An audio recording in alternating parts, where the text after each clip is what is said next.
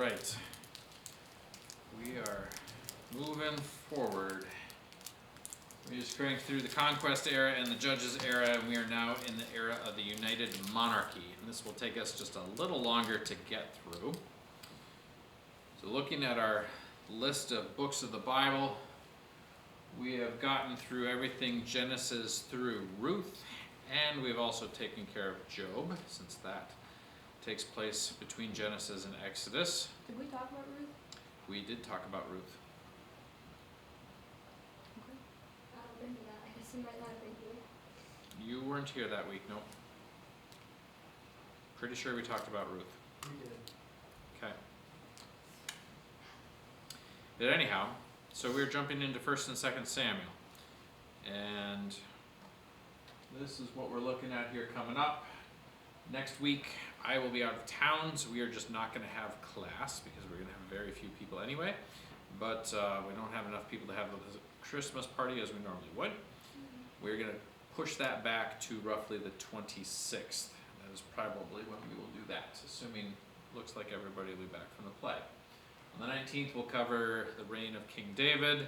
On the 26th, we'll look at Solomon and the building of the temple, and that will complete the United Monarchy era. So that'll be what we do here in the month of January. So, looking at Samuel and Saul. We come across these two in the book of 1 Samuel. And tonight we are going to look at 1 Samuel 1 through 15. But looking at the general outline of the book, you have the birth and life of Samuel in 1 Samuel 1 through 8. And then we transition into Saul and his reign, which does go through the end of the book of 1 Samuel, but there's a lot of story and character overlap with David and Saul. And since the transition into David's reign is significant and how he ends up being king and such, we are going to do that in 2 weeks. So we are looking at how Saul is anointed and then rejected as king, and we'll stop short of how he ends his reign.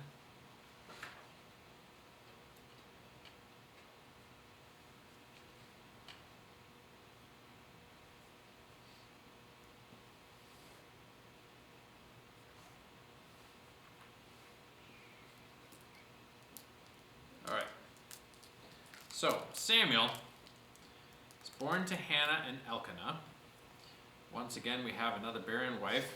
Hannah was barren, and the Lord promises her a son. She vowed to dedicate a son to the Lord, and so when Samuel was born, she raised him for a couple years, and then at a very young age dedicated him to the Lord and put him in Eli, the high priest's care at the tabernacle, which was set up in Shiloh. And Samuel is a young kid. When he first hears the voice of God, and everybody used to, I can't tell you how many sermons I've heard about how spiritually dull Eli was when Samuel was coming to him and said, "Here I am, you called me," and it took him like 4 times to figure out that it was God calling him. But I think all those preachers must not have had young children, because I have been woken up in the middle of the night and quite incoherent many a times with young children who are insisting on talking to me in the middle of the night. And I have a little more understanding for Eli. I don't know that he was spiritually dull so much as he was asleep. Say what, Micah? You've done that with me too. I slept walked to you like 3 years ago. Yep. Yeah, sometimes children aren't even awake when they come and talk to me. So, the key verse of Samuel's life comes across in chapter 3, verse 19. It says, "And Samuel grew, and the Lord was with him, and let none of his words fall to the ground." Which means that everything he prophesied came to pass as he described it.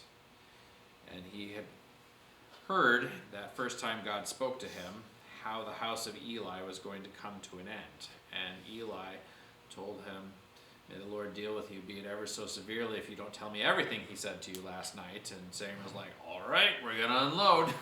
And so Eli responded not so very unfavorably, actually. Most people don't like getting those kind of words, but Eli responded by saying, "He's the Lord, he is just. Or something to that effect. But anyway, Samuel ends up being an interesting transitionary figure. Because after Eli dies from falling off a chair, Samuel replaces him as the judge of Israel. Now granted, Eli was crazy old, and most 90-plus-year-olds that I see, if they fell off a chair, they'd probably die too. But it does also say that he was very overweight, and he broke his neck somehow falling off that chair. But Do you think he fell backwards? he fell backwards off his chair. Yep. Yeah, so he Yep. kicked off and then Kicked off. Kicked off and kicked the bucket. So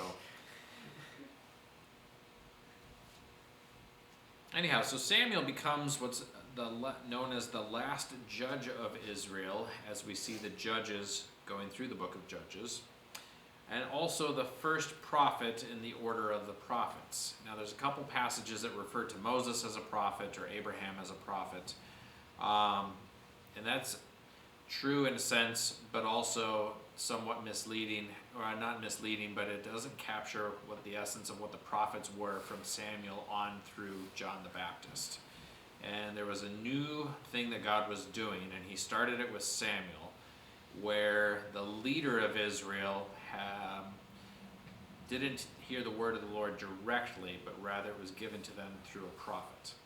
And Samuel was the first of these, and he was the last of the judges. We don't actually read... Separation of church and state. Kind of, but not really. No way.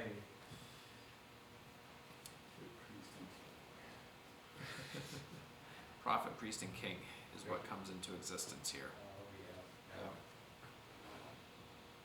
Jesus was all three. He was. Jesus was all three. He was the prophet, the priest, and the king. The interesting thing about Samuel being the judge, though, is we don't actually see much of him in action. He is present when Israel defeats the Philistines once or twice, but otherwise we don't know a whole lot else of what happens. And we don't even know the length of time that transpires. It's thought that it probably overlapped with Samson's time as being a judge, and that is not at all out of the question, because connecting 1 Samuel to the book of Judges is an eternal problem for chronologists trying to figure out how the Bible fits together. But in any case, Samuel grows old, and he appoints his sons as judges in his place. His sons take bribes and lose the trust of the Israelites. Now this is a sin that is of a different magnitude as far as its cultural impact in Israel. The priests, the sons of Eli, were doing something substantially worse in the sense that it disqualified them in the eyes of God for the priesthood. But what Samuel's sons did just simply burned any trust that the Israelites might have had for them to be able to fairly and impartially hear their cases. So Israel decides they don't want to judge anymore. They don't trust Samuel's sons. What they really want is just a king, because they want somebody who will lead them into battle. So they see the king as a military leader. They want to be like the other nations who have somebody can take charge of the army and lead them into battle. And Samuel says, everybody go home, and the Lord leads him to Saul. So Saul is a Benjamite, which is interesting to note, because remember, the tribe of the Benjamites was almost completely annihilated in the period of the Judges. And so he's a descendant of one of the few survivors of the tribe of Benjamin. And you remember where all their wives came from. 400 of them got wives from Jabesh Gilead, 200 of them got wives from Shiloh. So Saul is the ideal in that he's a head taller than everybody else, and so he commands everybody's attention, and he's imposing physically speaking, which is just exactly what they're looking for an infantry warrior king. Oh, dude, he was It's- probably shined because he physical labor back then. He gets dang. Yeah, so it's kind of like the size differential between you and Ryan, except you would be that much taller than all the men around you, which would be... Oh, that's a head taller? That's a head taller. Oh, Head taller. snap. Yep. His chin was equal to the top of everybody's head. Yep, everybody else came up to his shoulders.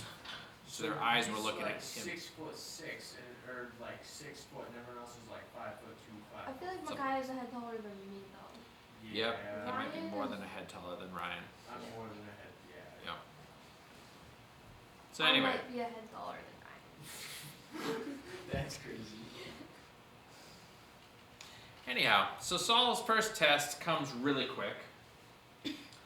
And what do you know? It's Jabesh Gilead, that same town where all the Benjamites are related to everybody. Oh, so it's personal. It's personal. Jabesh Gilead gets besieged by the Ammonites.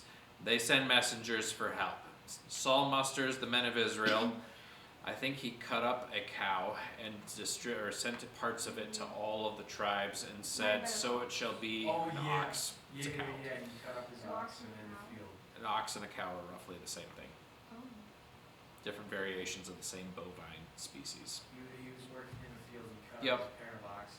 Mm-hmm. Yeah. Sent pieces off to everywhere and said, "So shall be the oxen of any man who does not show up for battle." It's really rally the troops to your cause, you know. They attacked the Ammonites before sunrise. And so he pulled one of Joshua's tricks, in that you have a forced march through the night so that you can come on an unsuspecting camp that hasn't woken up yet and is not expecting. The battle rages onward all day long, though, if I remember right. But he ends up delivering Jabesh Gilead from the hand of the Ammonites. It really was personal. It was personal, yep.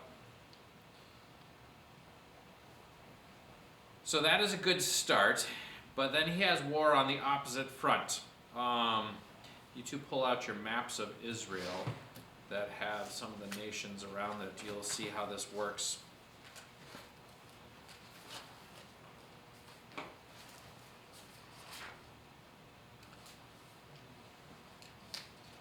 Not the one with the northern campaign. That one would work. There's a color version of it that probably shows it too, but there are a lot of maps.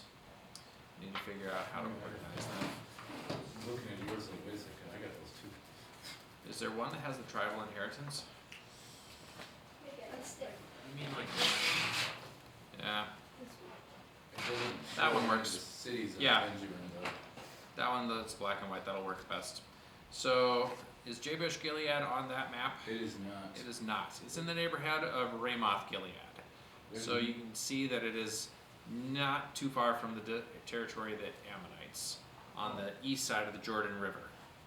Yeah, So you got the Ammonites over there, Rabbah's their capital, and Jabesh Gilead's a bit to the north, and so the Ammonites are up there trying to press the advantage against the Israelites, and Saul comes over from the area of Benjamin, but then the Philistines are attacking on the other side, and you can see they're down in the southwest.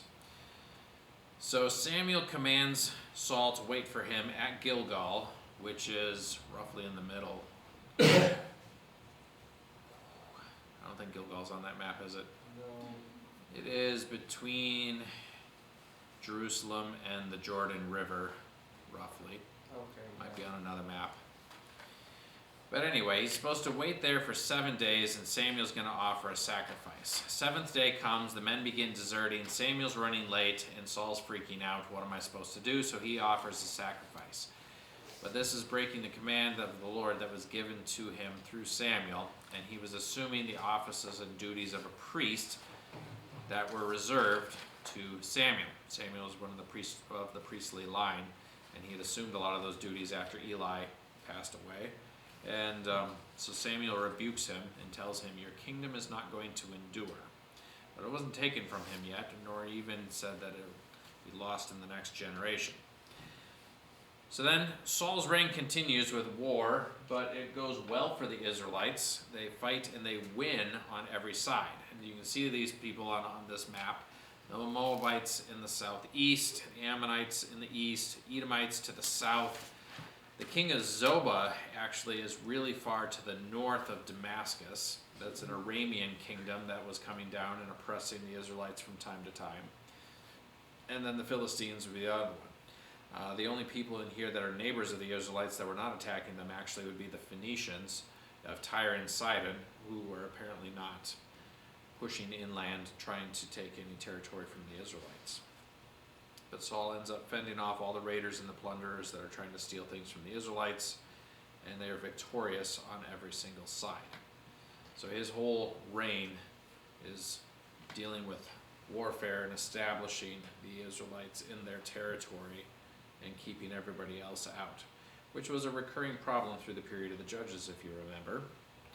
The other kingdoms kept oppressing them, subjugating them, taxing the peasants, and so forth. So then it brings us to Saul's second downfall, and this is recorded in 1 Samuel 15. It starts off by saying, "Thus says the Lord of hosts, I have noted what Amalek did to Israel in opposing them on the way when they came up out of Egypt. Now go and strike Amalek and devote to destruction all that they have.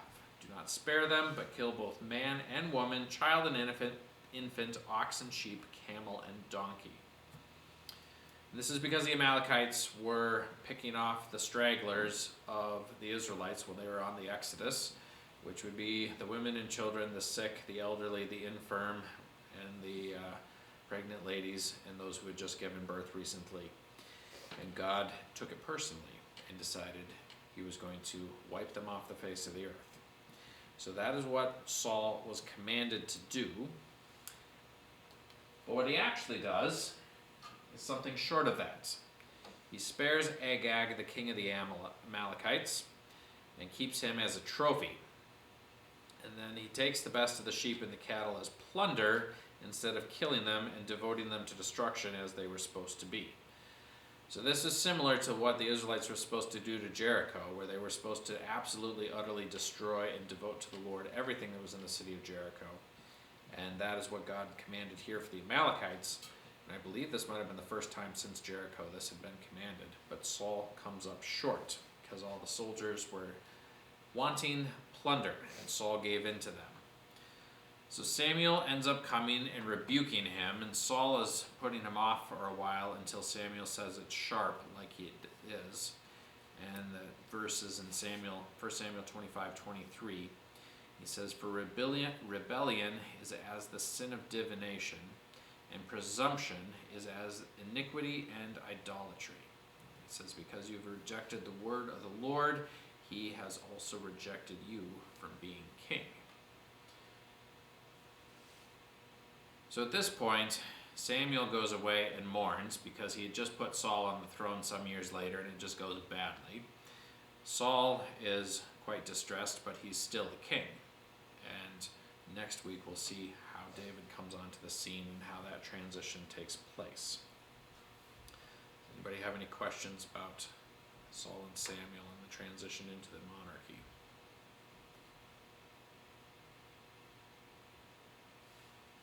No? All right.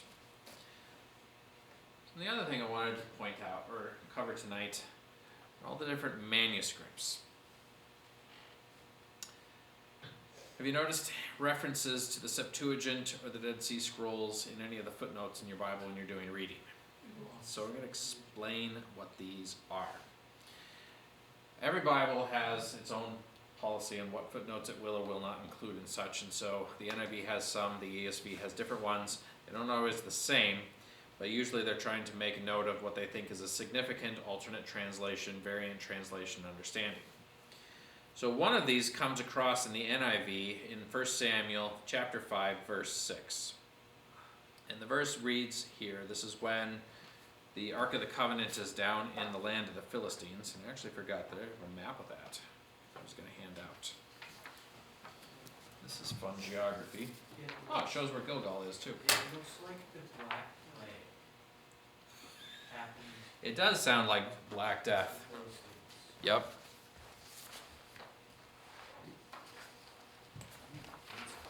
So this is a really fun little episode that gets recorded in the scriptures, and it's all about the Philistines and how these stories made it back to the Israelites. So for them to even record into the book of 1 Samuel, I want to know.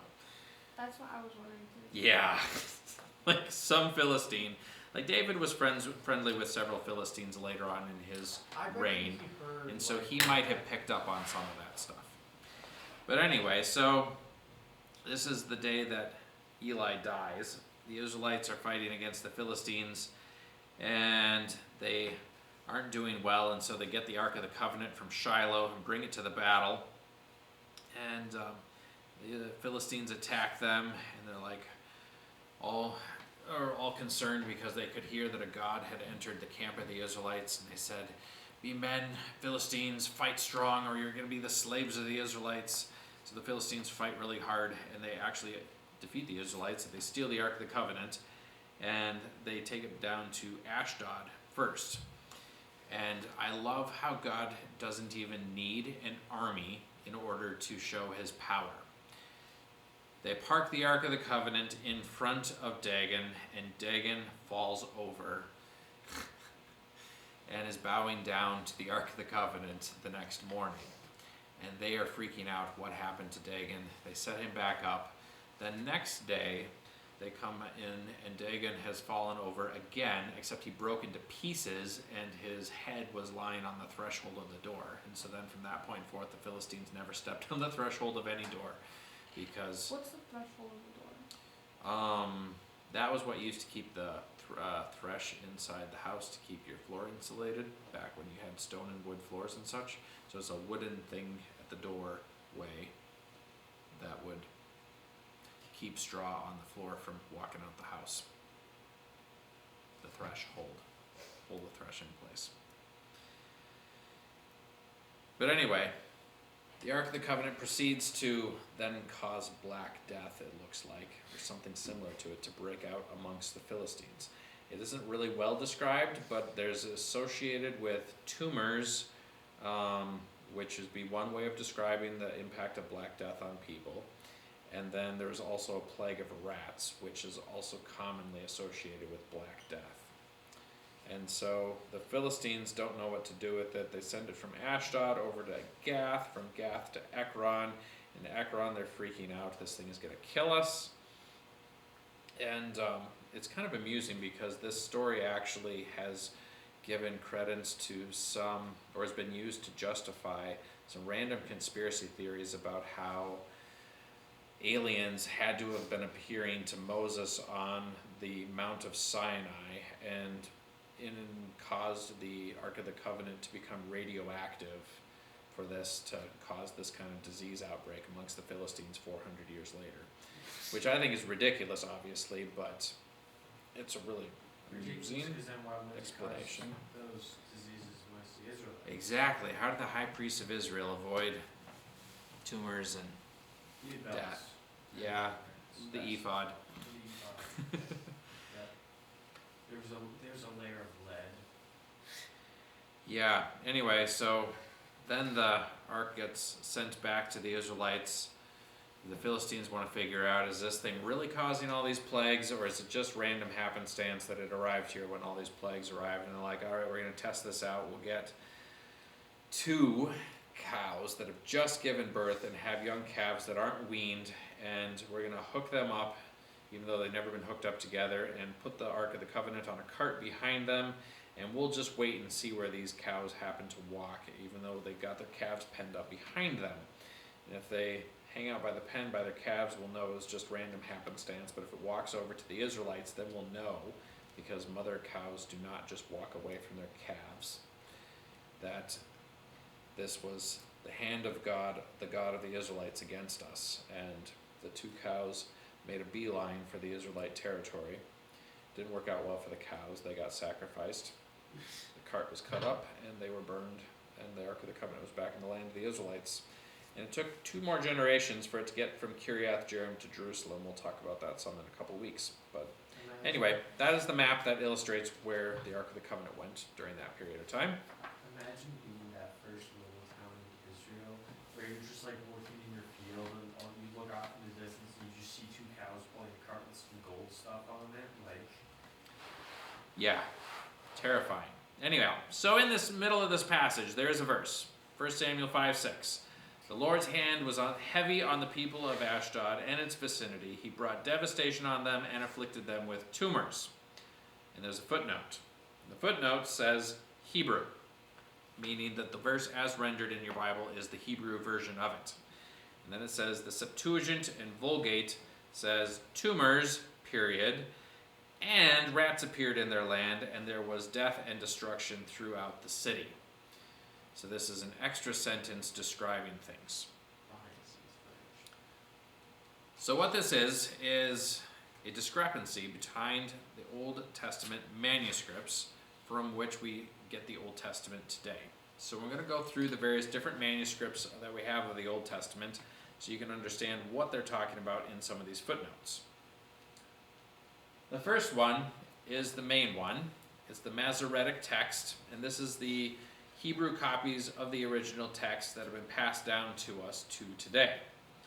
They were copied down by these scribes that were called Masoretes, and there were not very many of them, but they were incredibly skilled, and the legends about them say that they had to write or copy an entire copy of the Bible, and then their test to pass the scribal test was to, once they had their scroll finished or their book finished, they would take a nail and pound it through the whole thing, and then every single page where the nail had broken through a letter, they had to tell their mentor, their teacher, the master, what letter was missing from the Old Testament on every single page going through it.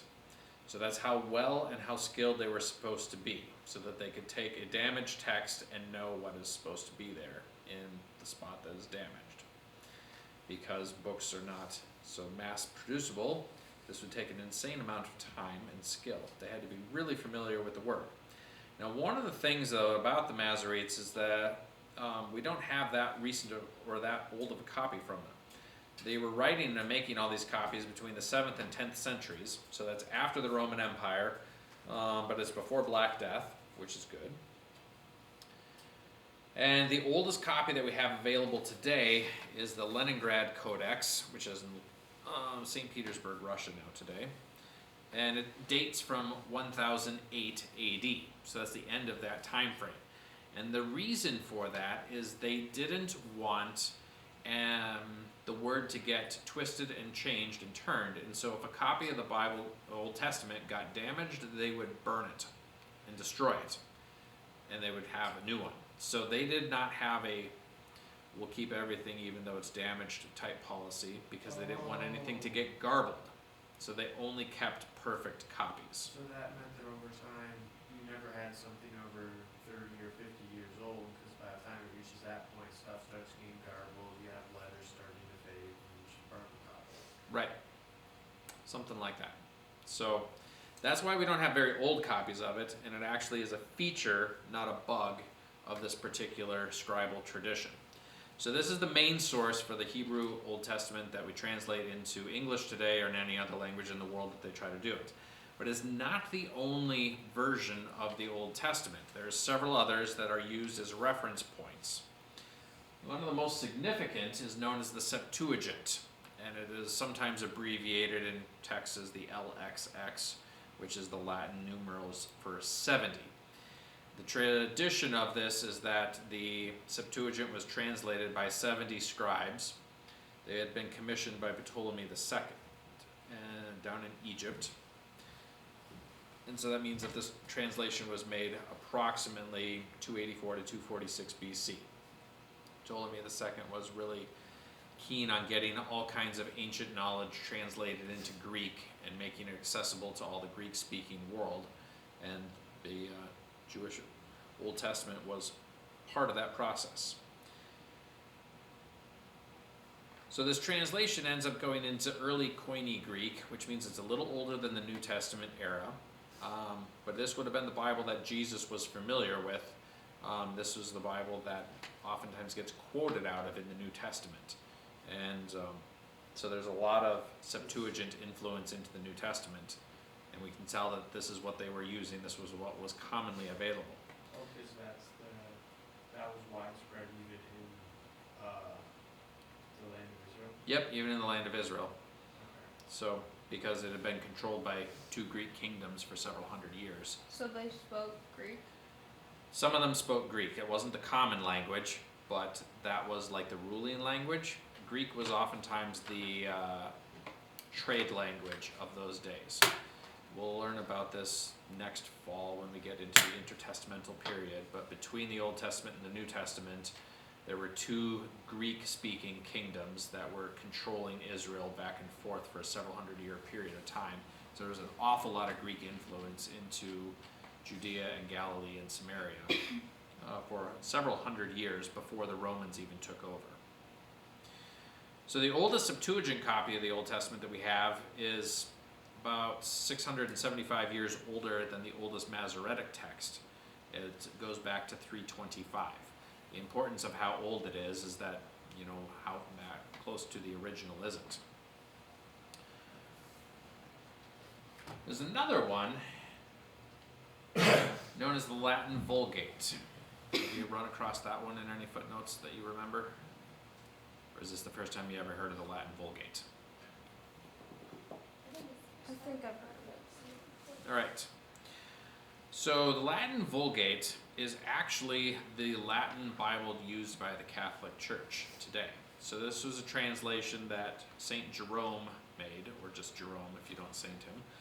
But he translated this not from the Greek into Latin, because he could have done that. He translated it from Hebrew into Latin in 382. The oldest complete copy that we have is from the 8th century. But the interesting thing about Jerome, and he was quite the well-learned intellectual, is that he had access to older copies of the Hebrew text than the current Masoretic text that we have today. Yeah, the Library of Alexandria had not burned yet. And so he had sources there, he had sources in other places, and he had multiple manuscripts that he had access to that are recorded and known of to have existed in his day that he wrote about. And he insisted, I'm not going to translate the Old Testament out of the Septuagint because he thought there were mistakes in it. He thought the Hebrew was a more accurate version to start from, and so he shifted straight from Hebrew into Latin.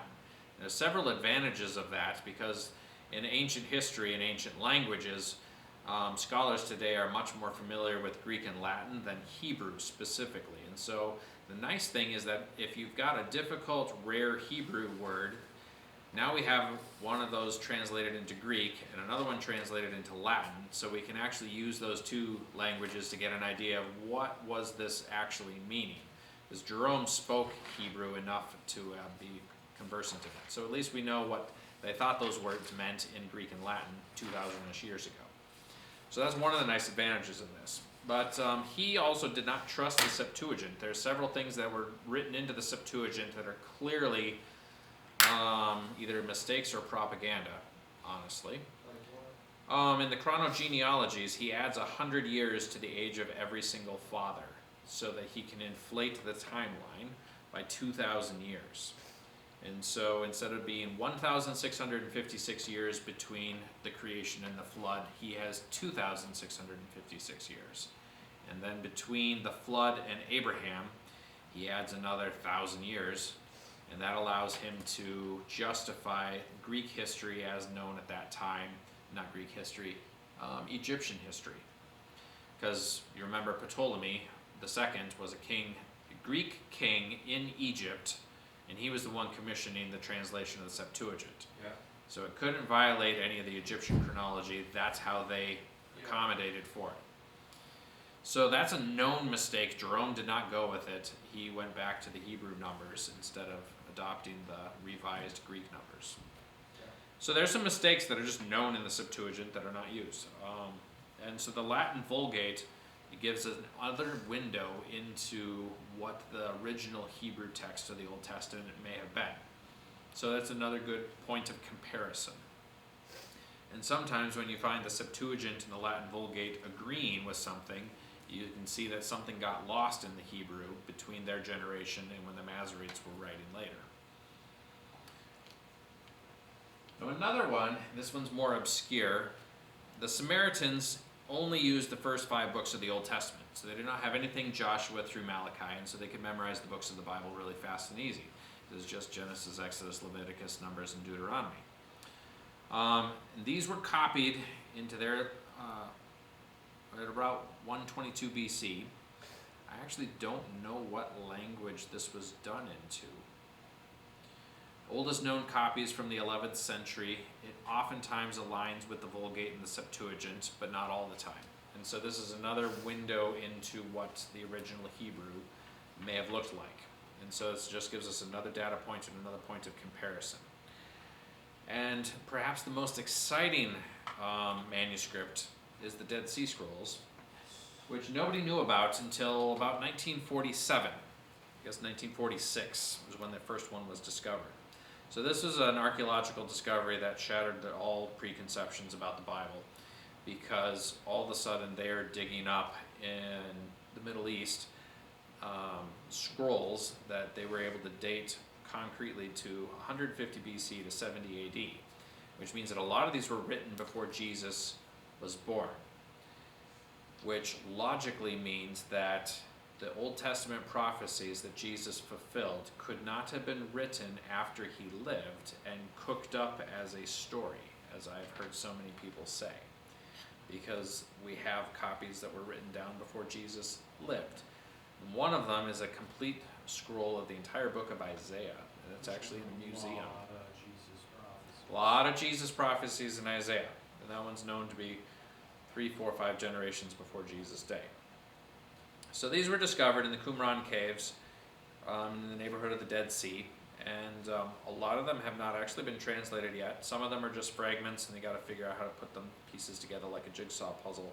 There's a lot of scholarly work that could yet be done on the Dead Sea Scrolls, but a lot of what has been looked at has been realized to be like, this is almost identical to what the Masoretes generated or gave to us 1100 years later.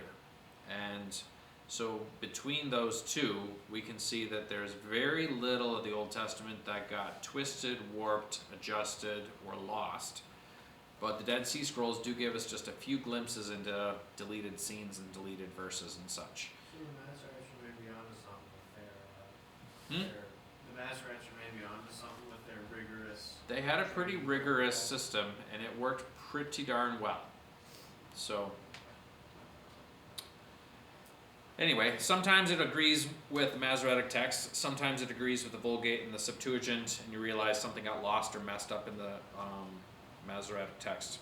But anyway, so in the footnotes, you can start piecing together these, and this gives you just some of the background knowledge of what those manuscripts were and what the footnote is even talking about. And the key thing to remember is that we don't actually have the original copies that were written down. What we have are copies of copies. And so, like any game of telephone, there's going to be a little bit of transmission garbling, but we can see actually with the Dead Sea Scrolls specifically in the Masoretic text that the game of telephone was remarkably accurate, maybe more accurate than yourselves translating DNA, honestly. So it was pretty sharp. Does anybody have any questions about manuscripts?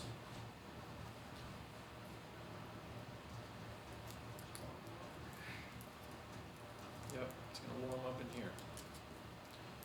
All right, that'll wrap it up for tonight then. Now you can understand the footnotes better.